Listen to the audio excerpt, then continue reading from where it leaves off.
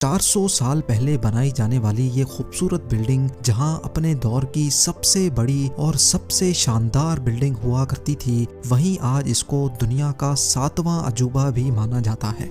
इस आलीशान स्ट्रक्चर को बनाने में 20,000 मजदूरों ने दिन रात खून पसीना बहाया, और वो भी 1 या 2 सालों तक नहीं बल्कि पूरे 22 सालों तक। अगर आज के दौर में इसकी कीमत का अंदाजा लगाया जाए तो संगे मरमर का ये अनमोल मकबरा हैरत अंगेज तौर पे $1 बिलियन यानी 7,500 करोड़ रुपयों से भी ज्यादा महंगा है, क्योंकि इस बिल्डिंग में मुगल आर्किटेक्ट्स ने अपने हुनर की कई ऐसी निशानियां छोड़ी थी जिनकी दुनिया के टॉप इंजीनियर्स भी आज तक तारीफ करते हैं।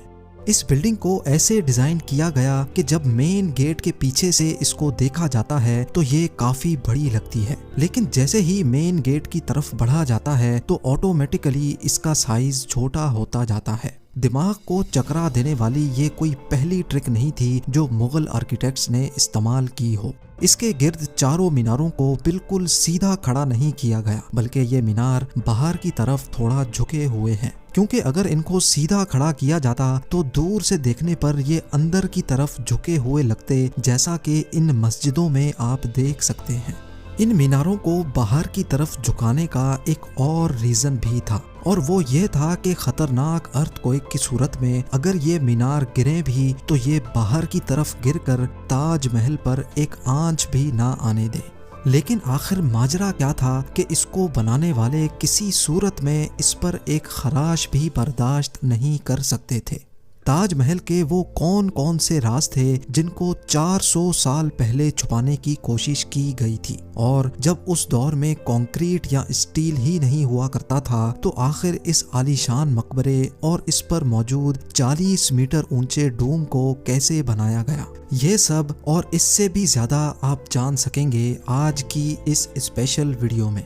नाजरीन, ये मामला स्टार्ट हुआ था सन 1607 में, जब इंडिया और पाकिस्तान के इस खित्ते में मुगल एम्पायर का होल्ड हुआ करता था। इस दिन मुगल शहंशाह का सबसे छोटा बेटा शहाबुद्दीन मोहम्मद खुर्रम 15 साल का हो चुका था, और उसी की सेलिब्रेशन के लिए आगरा फोर्ट में एक आलीशान पार्टी रखी गई थी।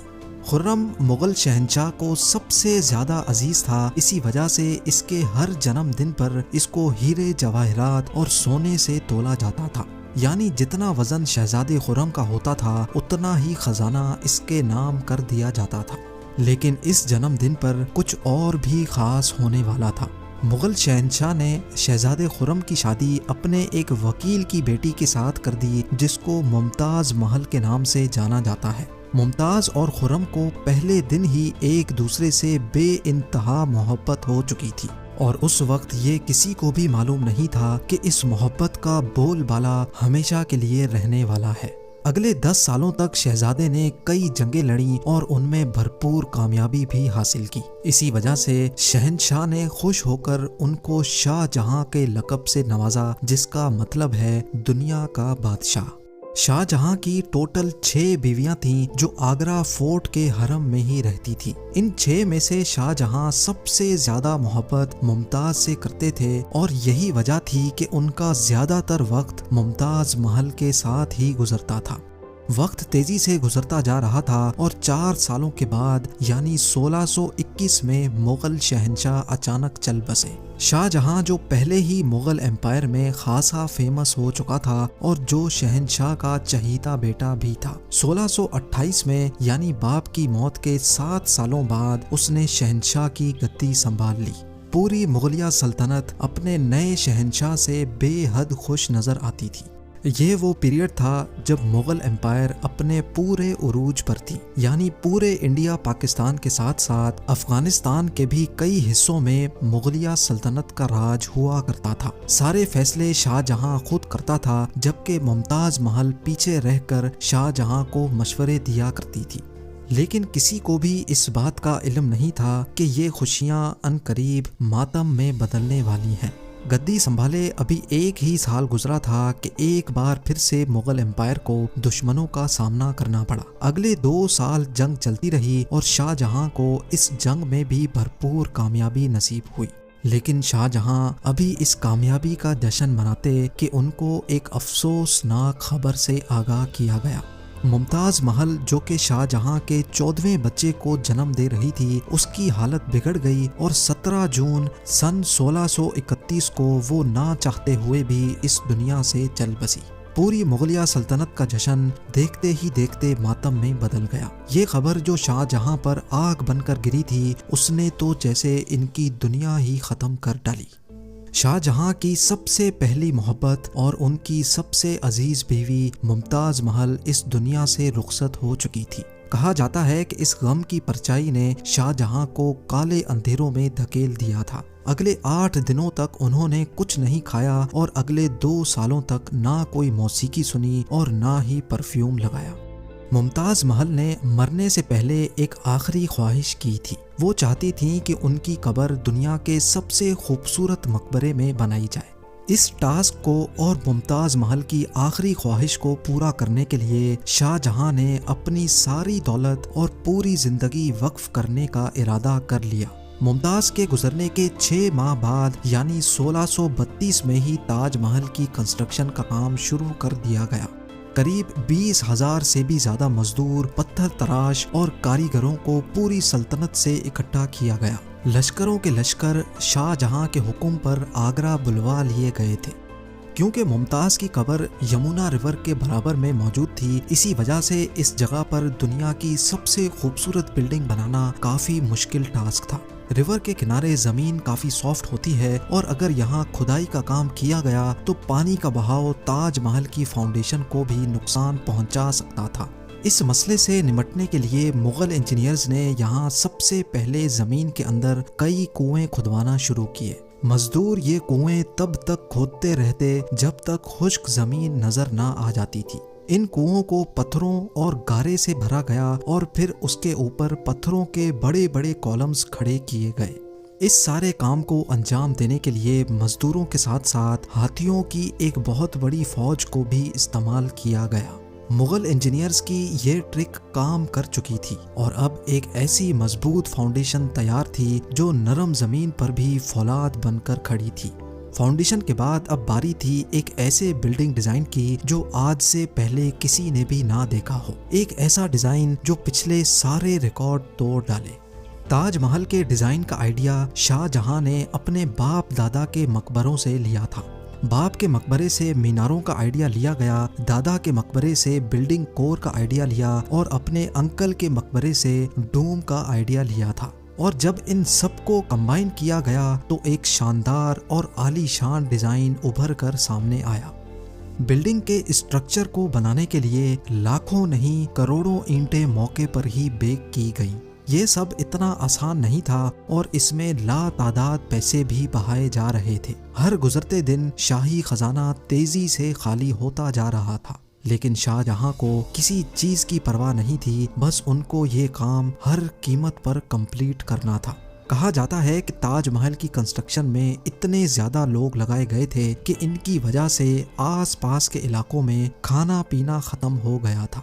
20,000 मजदूरों और कारीगरों की डिमांड पूरी करने के लिए शाहजहां ने आसपास के तमाम इलाकों से अनाज आगरा मंगा लिया था। कई सालों की मेहनत के बाद बिल्डिंग का स्ट्रक्चर कंप्लीट हो चुका था और अब बारी थी इसको संगे मरमर से सजाने की। ये संगे मरमर आगरा से 400 किलोमीटर दूर राजस्थान से मंगाया जाना था, क्योंकि यहाँ का मकराना मार्बल आज तक दुनिया का फाइनेस्ट मार्बल माना जाता है। शाहजहां ने ताजमहल के लिए पूरा मकराना मार्बल रिजर्व कर लिया था, यानी जब तक ताजमहल की डिमांड पूरी नहीं हो पाएगी तब तक किसी को भी ये मार्बल खरीदने की इजाजत नहीं थी। 1000 हाथियों की मदद से हजारों टन वजनी मार्बल राजस्थान से आगरा मंगाया गया। ताजमहल का ये खूबसूरत डोम इतना बड़ा है कि इसका अंदाजा सिर्फ आंखों से देखकर ही लगाया जा सकता है। आजकल इस तरह के डोम बड़ी आसानी से स्टील स्ट्रक्चर पर बनाए जा सकते हैं, लेकिन 400 साल पहले 40 मीटर ऊंचे डोम को बनाने में उनके पास सिर्फ पत्थरों का ही सहारा था। इस डोम को बनाने में मुगल इंजीनियर्स ने जो स्ट्रेस कैलकुलेशन की थी उसकी आज के इंजीनियर्स भी बहुत तारीफ करते हैं। ताजमहल की फिनिशिंग के लिए इसको पीटरा डूरा या परचिनकारी से डेकोरेट किया जाना था। पेट्रा डूरा एक ऐसी कलाकारी को कहा जाता है जिसमें कीमती पत्थर को मार्बल के अंदर तराश कर लगाया जाता है। मार्बल को बड़ी महारत और बारीकी से कीमती पत्थर की शेप के हिसाब से तराशा जाता है और फिर उसमें पत्थर को ग्लू के जरिए चिपकाया जाता है। ताजमहल पर इस्तेमाल होने वाली ग्लू कोई आम ग्लू नहीं थी। काफी रिसर्च और लेबोरेटरी टेस्ट के बाद मालूम पड़ा कि ये ग्लू शीरा, लेमन जूस और संगमरमर पाउडर को मिलाकर बनाई जाती थी। वही सेम ग्लू आज भी ताजमहल की रेनोवेशन के लिए इस्तेमाल की जाती है।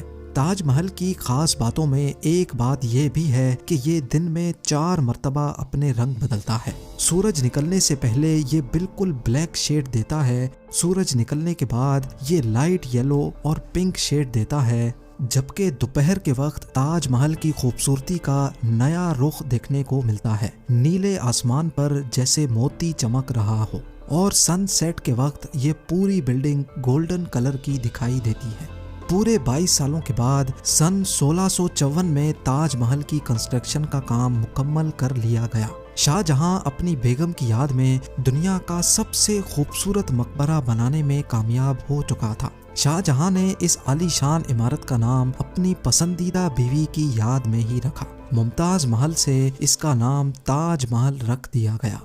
हर साल शाहजहां मुमताज की बरसी पर यमुना रिवर के जरिए ताजमहल पर जाया करते थे। ये ताजमहल की ऐसी एंट्रेंस थी जिसको सिर्फ शाही खानदान के लिए ही बनाया गया था। इस एंट्रेंस की दीवारों पर दिलकश नक्काशी का काम किया गया था जो शायद सिर्फ शाही आंखों के देखने के लिए ही किया गया था।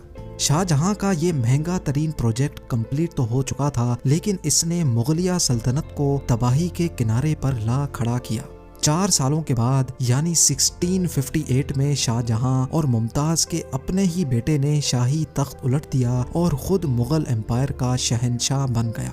शाहजहां जो पिछले 30 सालों से इस तख्त पर राज कर रहे थे, उसको कैदी बनाकर आगरा फोर्ट में ही बंद कर दिया गया। सिर्फ एक फैसिलिटी ऐसी थी जो शाहजहां को दी गई और वो ये थी कि जिस कमरे में उसको बंद किया गया था उसकी खिड़की से वो ताजमहल को देख सकते थे। 8 साल कैद में रहने के बाद 74 ईयर्स की एज में शाहजहां भी इस दुनिया को अलविदा कर गए। शाहजहां का अब मुमताज से दोबारा मिलने का वक्त आ चुका था और उनको ताजमहल में ही दफन कर दिया गया।